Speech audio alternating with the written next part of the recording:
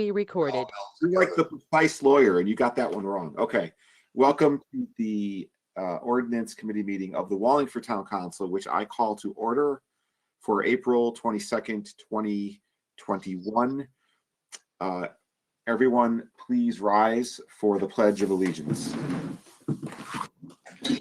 I pledge allegiance to the flag of the United States of America and to the republic for which it stands, one nation, under God, indivisible, with liberty and justice for all.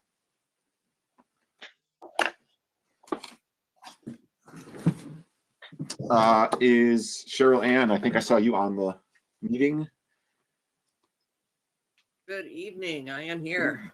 Hi, you suffered through the last one too. I appreciate that. Can you please call the roll? Certainly. Councilor Fishbein. Here. Councilor Laffin. Here. Councilor Marone. Here. Councilor Morgenstein. Councilor Shortell. Here. Councilor Tata. Here. Councilor Testa. Councilor Zandri. Here. And Chairman Cervoni. Here. And Attorney Small, I believe you were also here. I am. Thank you. All right.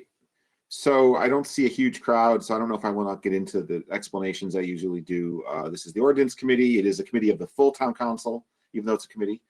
So everyone should be here. Anyway, we are going to, we only have one item. We have two items on our agenda tonight. The fourth item, but the first business item on our agenda is the approval of the minutes from our last meeting. Then we have a littering ordinance, which we've been kicking around for a while, which we may actually get some traction on tonight. So on item 4, which I'm going to move on to right now, I make a motion that we approve the minutes of the March 2nd, 2021 meeting. Second. Seconded by Councilor Fishbein. Discussion?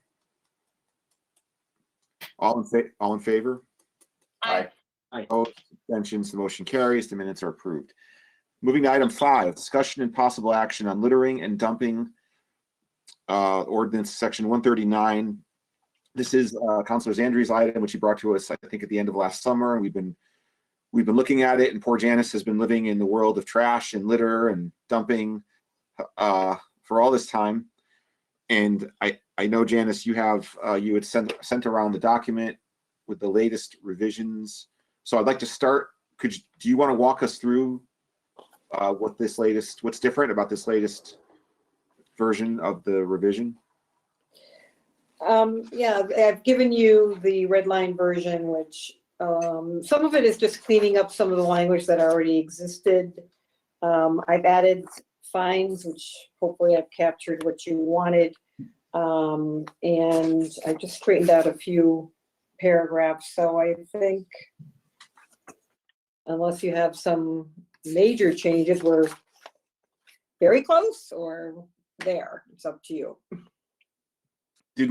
All right, and now let me just thank you. First of all, thank you for this. Thank you for all the work. Seriously, thank you for all the work you've done on this. I know you put a lot into it. We're going to let's see, 139-7.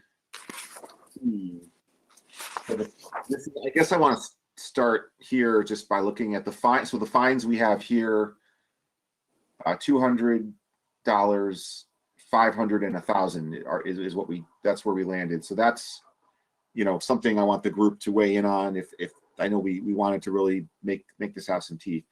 So I'm just calling your attention to that. I'm not asking for anything right now. I'm going to go to Councilor Zandri first because this is his item, and I want to see if he has any comments or anything, and then we'll see who else has questions. Yeah, I'm pretty good. I mean, I know Janice has been working on this. We've all been discussing it almost ad nauseum. I mean, Councilor Shortell, I will send you random photos from downtown when I see stuff, and quite frankly, just to kind of emphasize it for everybody else, they put up 2 brand new box planters, one near the police station and one near the post office. And the one near the police station, well, it's really just a little bit north of Archie Moore's, completely 3/4 filled. I don't want to exaggerate. 2 sides, 3/4 filled with mail, mailers, beer cans. I mean, they filled it up like a garbage pail. And that was not, you know, the casual walker by. I mean, there was 7 or 8 beer cans. It was all the Wallingford Post mail. And this is just some of what I see when I'm walking around. And the argument I often get when I discuss it socially is, well, at least they're not throwing it on the ground. But it's not the point. They do that too. The point is that this is all over the place. And I could point out couches that are left on the side of the road through 3 rainstorms, and they stay there until somebody calls the health department to get them to go clean it up. So I think this stuff, especially with the dumping, the coordinated dumping, where they actually leave their own property and leave trash elsewhere using the town receptacles and so forth. I think this is going to go a long way towards what we want to see, and the town being cleaned up. So I appreciate all the effort and the attention. I know, like I said, once in a while when I discuss it with people, like, don't you guys have bigger things to worry about or to deal with? And I go, yes and no. This is a pretty big deal. When we get enough garbage and litter around, really makes the town look bad. So I think it's been important that we've set some time aside to try to attack this. And so I appreciate the efforts from everybody. So thank you. Thank you. Councilor Fishbein. Thank you, Mr. Chairman. I dare not sing the Oscar the Grouch song tonight. I love trash because I don't know where Jim Henson is on the cancel culture scale these days. But anyway, Janice, looking at 139-2, something jumped out at me that we didn't discuss before, and you're extending this ordinance to property that's owned by the state of Connecticut. So, you know, it begs the question, do we have the ability, does the state have an ability to weigh in? Have they weighed in? That kind of stuff. That's my first series of questions.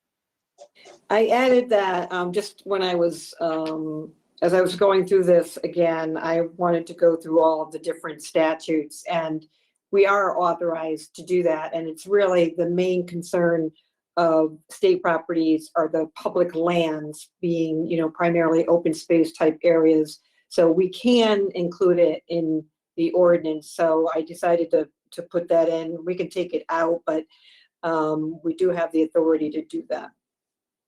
And that authority is via state statutes, or Yes.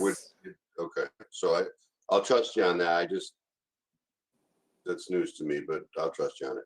The only other thing I had, which you know, Chairman Shortell may throw the flag on me on this, but at the end, the last document in this packet is the silly string situation. And, you know, I read it, right? And I just thought it was weird in 139-10A, the only period of time that you cannot sell or offer for sale is days of operation of carnivals, festivals, and the Taste of Wallingford, which, I mean, that's Celebrate Wallingford.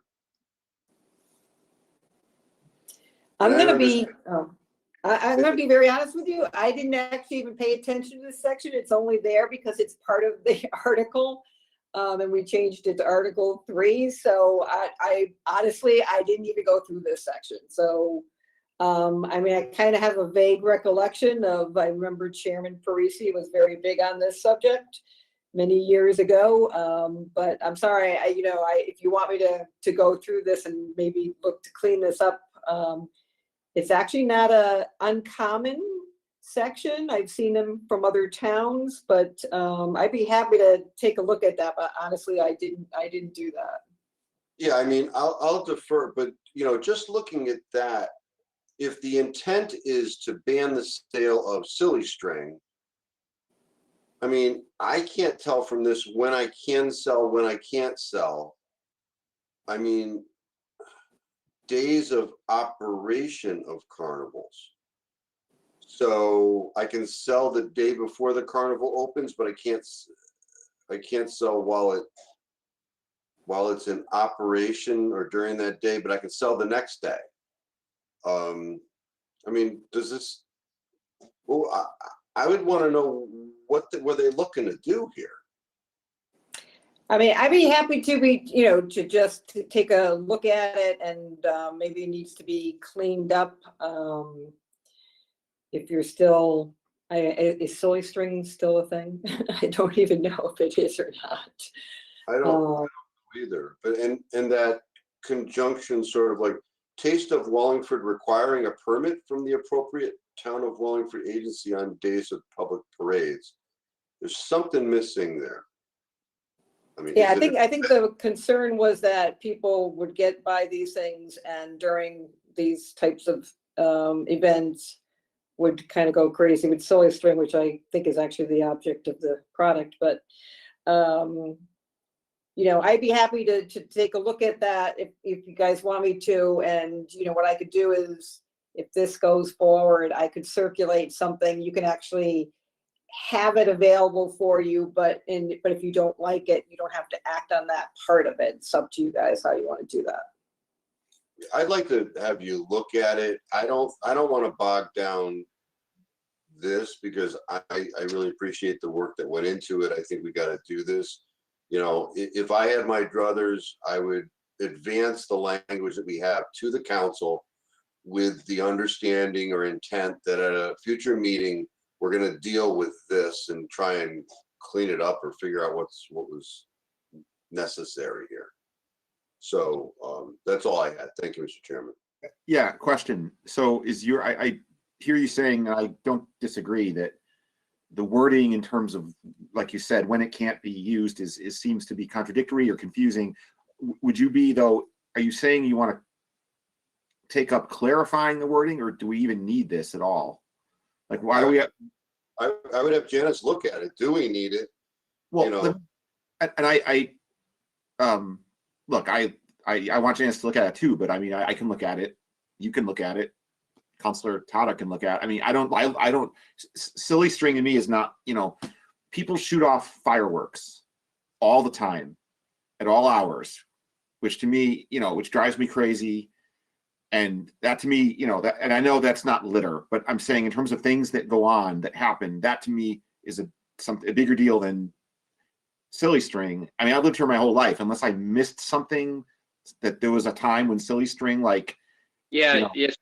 So if you'll indulge me, I remember when that came up, and that was actually an issue of during the silly string, actually, depending on the maker of it, because there's different brands, some of it would actually damage things. So like you take the pad mount transformers that are downtown, if it would get sprayed on the pad mount transformer, then when it basically cooked on in the summer heat and dried up and blew away, it would actually leave, it would actually remove the paint. It would start to remove the paint. So anything that got hit, if a car got hit, it would actually damage the car. So that basically became almost a level of vandalism, that's the way Chairman Parisi at the time kind of pushed it. It's almost like, if you're not careful with it, it's almost like vandalizing what's around you. And it was even staining the brickwork up in the center of town. So that's really where that kind of came from. It was kind of a nuisance ordinance type thing, like the skateboarding at one time. So I don't know if it's gone past its lifespan. I don't know anybody that uses silly string anymore, but I remember why it hit the books, so to speak. But then why arguably ban the sale of it 10 days out of the year? That's that doesn't, what was drafted and what passed by the body doesn't meet that. If the product is a nuisance, and I'm not saying that it is, but then you would think the political body, the governmental body, would just ban the sale of it. Right? I don't recall it. Yeah, I don't really recall if there was a particular reason why they didn't do an outright ban, like, maybe they felt they didn't have the reach to do something like that, or I don't know, but they could ban it around the events, I guess, because they felt like these were events that the town was permitting, and therefore they could ban certain things at the events. I'm not exactly sure. I'm not exactly sure. I mean, I think that is what it was. It was at events, town events, where they, it was a mess. I mean, it is, I think cleaning this stuff up is not an easy thing. So I do think that was the intent, is not to outright ban silly string. I'm not sure we have any authority to do that, but to say that during these events, we don't want any of the vendors selling this stuff. I think that's what the background of that was. I think it was the increased likelihood of volume as well. I mean, there's just a ton of it all at once down, the main streets. Yeah, and You were probably living in Meriden at the time. That's why you don't remember any of this. that's just wow. That's level 2. That's level 2. No, that's actually level 4, but yeah. Okay. You're on level 4. Yeah. Yeah, and that makes sense though, the volume, because that's when you have, as I read this though, I'm going to actually disagree with Councilor Fishbein a little bit, but to me, this does specify that they don't want you using it at a public property, possessing it on public property or using it, which is item B. So that's clear. There's no time frame associated with that. That's, you can't have it in a park in town, period, anytime. And then they also don't want it during these festivals. So to me, actually, as I read it again, I don't know that it's that as unclear. And now hearing the context from Councilors Andry and Councilor Laffin, I think it's probably okay. It does reference Taste of Wallingford. I can't tell you how many times when I first ran, and I still was calling it Taste of Wallingford, and certain people, and Vice Chair Laffin, were always like correcting me. It's not Taste of Wallingford anymore. So the code of the town of Wallingford still says it's Taste of Wallingford. But anyway, You were probably living in Meriden then too. So. Okay. Full disclosure, I was born in Meriden in 1972. I moved to Wallingford in 1977. But now that you're not running for re-election, yeah. Oh, yeah, that's right. It's going to be a fun 6 months. Anyway. Well, go ahead, Councilman. Fine. Look at the clause, and the Taste of Wallingford requiring a permit from the appropriate town of Wallingford agency and on days of public parades. There is something that doesn't make English sense. It's saying that you can't have it during those events, and it's saying that you can't get a permit for it either, because vendors get permits to be at these events to sell things like there's more vendors at the parade selling things than you'll see on a random day in town, because it's the parade day. So that's how I read it. It's saying. But you're not talking about a physical permit. You're talking about a time period. So it's got to be on a day requiring a permit. But then in B, it outright bans it anywhere anywhere public, which to me is 24/7, 365. That's how I read B. Agreed, but you can have it on private property.